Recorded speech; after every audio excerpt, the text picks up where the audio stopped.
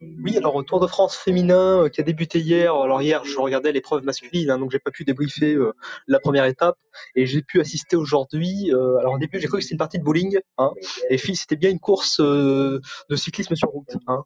On remarque beaucoup de panache dans les chutes féminines, c'est-à-dire que là, il y a plus de vraiment de, je dirais, ce qui qualifie la confiance humaine, c'est-à-dire la peur du risque. C'est que là, on se fonce dessus. Vraiment, c'est vraiment un strike. Hein. C'est très intéressant à regarder. C'est acrobatique.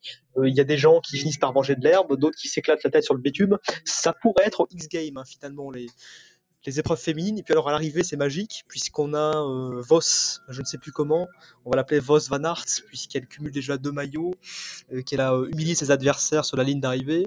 Et on a des écarts à 9 minutes, 10 minutes, même 30 minutes, hein, sur une étape de plat. C'est vraiment magique. Hein. On dirait les écarts des premiers cycling managers, hein, quand vous faites des tours fictifs, où vous mettez que de la montagne et que vous décidez de jouer RAGT. Vous savez, vous vous retrouvez avec Fino et Rinero à 45 minutes du peloton. Donc ça va être intéressant de regarder demain. On nous a vendu demain une étape de montagne qui arrive à Reims. Donc ça m'intéresse. Hein.